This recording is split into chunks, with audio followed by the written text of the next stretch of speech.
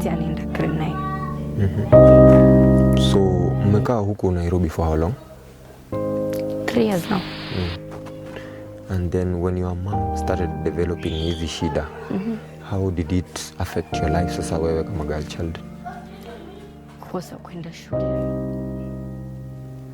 Yes, kwa majina naitwa Geoffrey Musiria, mimi ndiye katibu mkuu wa ushirikisho na huduma kwa wananchi gatuzi la Nairobi.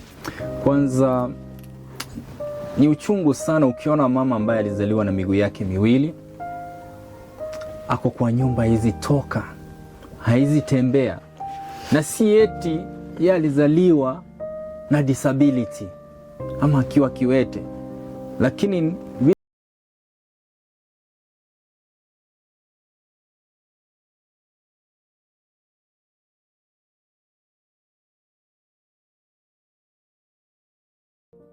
ni mtu anasaidia Wakenya wengi na ni mtu mzuri. Mungu amsaidie tu, akae masiku mingi akisaidia tu watu. Musiria tangu akuja kwa maisha yangu tumesaidika juu tunapata chakula, tunapata madawa na hata tunapata pesa ya kutimbiwa.